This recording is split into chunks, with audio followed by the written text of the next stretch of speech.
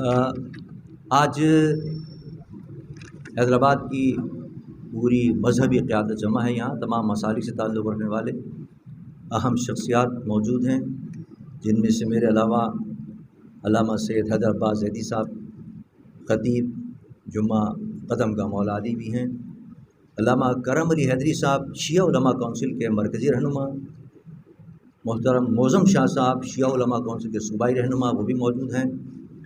مولانا عبدالوحید قریشی صاحب جماعت اسلامی کے مرکزی رہنما ہیں، موجود ہیں. علامہ تاج المداحیون صاحب جمعیت علماء اسلام فضل الرحمان کے صوبائی رہنما ہیں، وہ بھی تشریف فرما ہیں. صفدر عباسی صاحب وحدت المسلمین کے ڈپٹی سیکرٹری جنرل ہیں. رحمان رضا صاحب کنوینر ہیں وحدت المسلمین کے.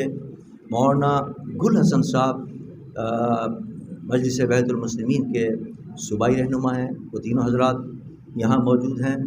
حاجی گلشن الہی صاحب جمعیت مشائخ پاکستان، مشائخ کی ایک بہت بڑی تنظیم ہے، اس کے مرکزی رہنما ہیں، تشریف فرما ہیں. ہمارے عمران سہروردی صاحب تو آپ جانتے ہیں کہ ڈسٹرکٹ پیس کمیٹی کے چیئرمین ہیں اور پاکستان سنی تحریک کے بھی اہم عہدیدار ہیں، وہ بھی تشریف فرما ہیں.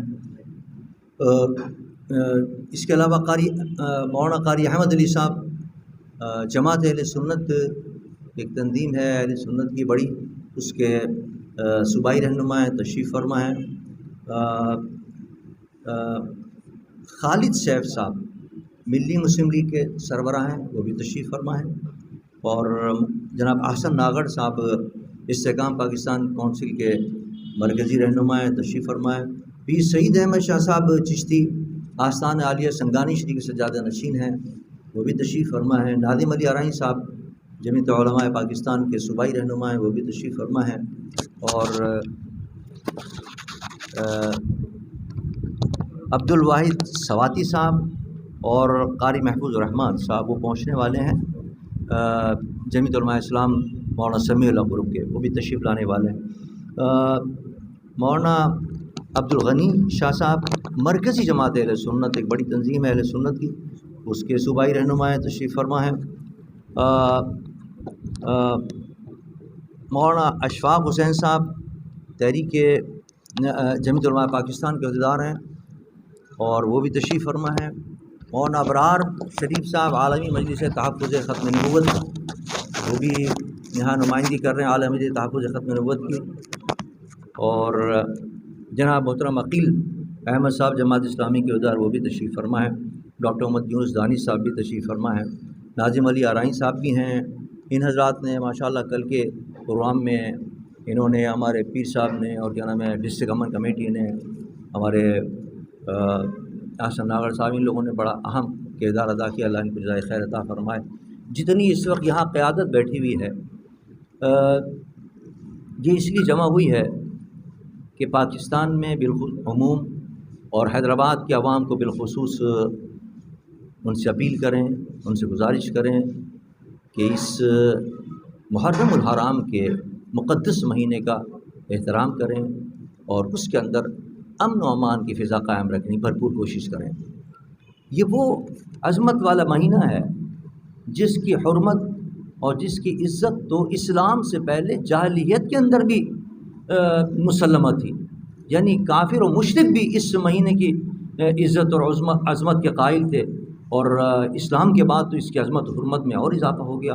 اور بالخصوص جو عاشورہ کا واقعہ ہوا ہے اس نے تو اس کے اندر اور اس کی عظمت میں اور اضافہ کر دیا.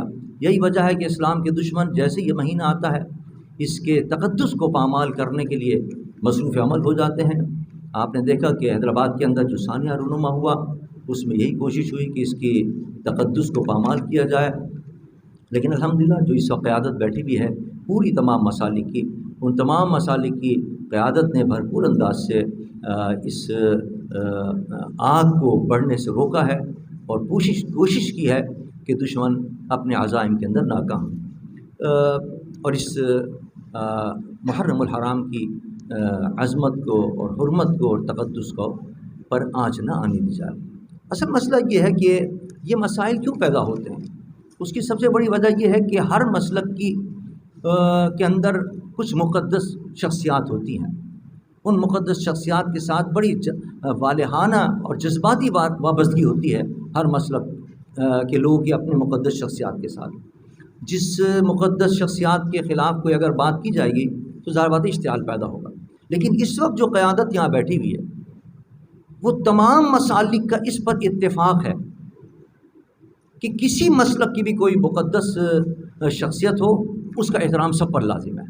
خواہ ہمارے مسلک کے اندر وہ مقدس مانی جاتی ہو نہ مانی جاتی ہو، لیکن اگر دوسرا مسلک اس کو مقدس کہتا ہے تو ہمیں نہیں چاہیے کہ اس کے خلاف زبان درازی کر کے اس کو مشتعل کریں. اس پر سب کا اتفاق، تمام مسالک کا اتفاق. حیدرآباد کے اندر بھی یہ مسئلہ پیدا اسی لیے ہوا کہ مسالک ایک مسلک کی جو مقدس شخصیات ہیں ان کے خلاف دریدہ دہنی اور زبان درازی کی گئی. چنانچہ ایک آگ لگی اور اس کو فروغ کرنے کی پوری کوشش کی گئی. لیکن الحمدللہ اللہ کا شکر ہے جس شخص نے یہ حرکت کی تھی اس کو گرفتار کیا گیا. اور اب ہمارا جو سب لوگ ہیں ان سب کا متفقہ مطالبہ ہے کہ ایسے لوگ جو اس قسم کی حرکتیں کرتے ہیں، نہ وہ شیعہ ہوتے ہیں، نہ وہ سنی ہوتے ہیں، نہ وہ کسی اور مسلک سے تعلق رکھتے ہیں، وہ تو سب اور صرف اسلام کے دشمن ہیں اور پاکستان کے دشمن ہیں، اور یوں سمجھے کہ دشمنان پاکستان کے ایجنٹ ہیں وہ. لہٰذا ایسے لوگوں کو حکومت جو ہے وہ ان پر کڑی نظر رکھے اور ان کو کیا نام ہے کیفر کردار تک پہنچائے. یہی اس کا حل ہے. ورنہ یہ اگر آپ نے ان کو اس طرح چھوڑے رکھا تو یقیناً اس قسم کے واقعات ہوتے رہیں گے اگر ان کے خلاف کوئی عملی کارروائی نہیں کی گئی. حکومت کی ذمہ داری ہے کہ ایسے لوگوں کے خلاف کارروائی، جب سب مسالک والے متحد ہو کر اپیل کر رہے ہیں حکومت سے اور کہہ رہے ہیں کہ صاحب ایسے لوگ ہم میں سے نہیں ہیں، ہمارا ایسے لوگوں سے کوئی تعلق نہیں ہے، تو پھر کیوں نہیں ان کے خلاف کارروائی کی جاتی؟ ان کے خلاف کارروائی کی جائے اور ایسے لوگوں کو کیفر کردار تک پہنچایا جائے. ہم سب متفق ہیں کہ ایسے لوگوں سے ہم برات کا اعلان کرتے ہیں، ہمارا ایسے لوگوں سے کوئی تعلق نہیں، جتنی قیادت یہاں تمام مسالک کے بیٹھی ہوئی ہے. دوسرا جو سب سے اہم مسئلہ ہے وہ یہ ہے کہ یہ جو سوشل میڈیا ہے یہ سب سے بڑا آگ لگانے میں اہم کردار ادا کرتا ہے.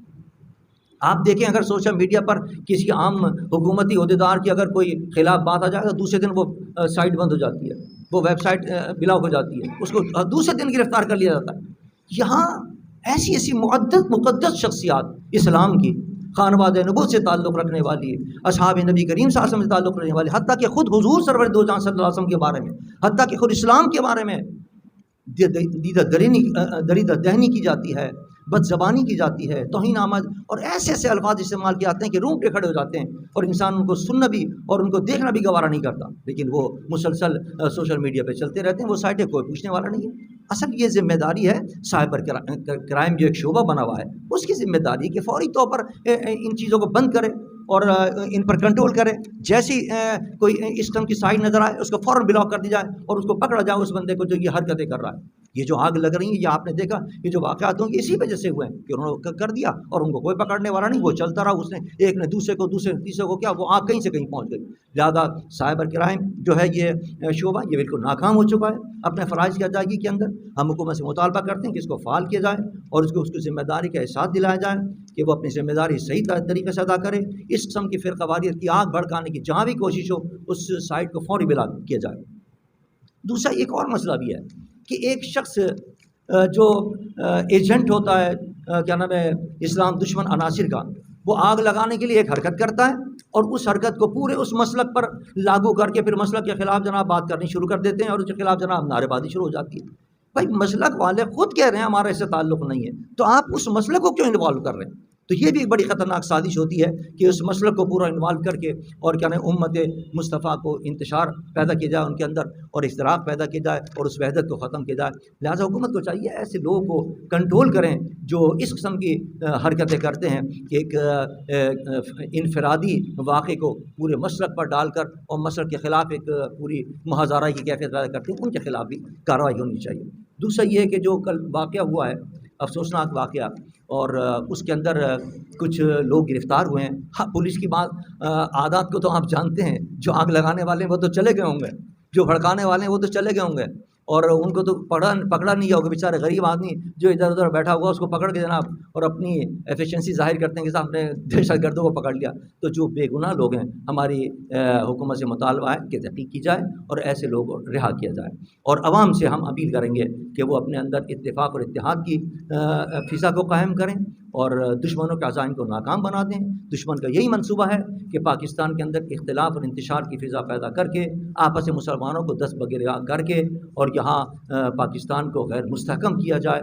اس وقت یہ کیا صورتحال ہے، ہماری سرحدوں کی صورتحال دیکھیے، اندرونی بیرونی صورتحال دیکھیے، کس نازک دور سے اس وقت ہمارا ملک گزر رہا ہے۔ تو اس کے اندر دشمنوں کی سازشوں کو ناکام کرنے کے لیے میں اپنی جتنے بھی حیدرآباد کے عوام ہیں ان سب سے ہم اپیل کریں گے کہ اتحاد کی فضا برقرار رکھیں۔ الحمدللہ ایسے شخص جو تھے وہ گرفتار ہوئے ہیں اور ہماری حکومت سے اپیل ہے کہ وہ اس کو سخت سزا دیں ان کو اور ان کو کیفر کردار